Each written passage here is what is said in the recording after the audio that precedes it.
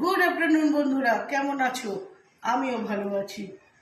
So প্রথমে একটা কথা বলবো যে যে যেটাই জীবিকা করছো না কেন, প্রত্যেকটা জীবিকাই কিন্তু ভালো।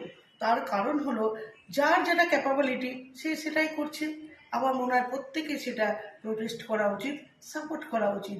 অবশ্যই সেটা যেন সৎ হওয়া প্রয়োজন আছে। সো সবার আগে বলবো যে জিনিসটা হলো, গরম পড়েছে, প্রচণ্ড গরম।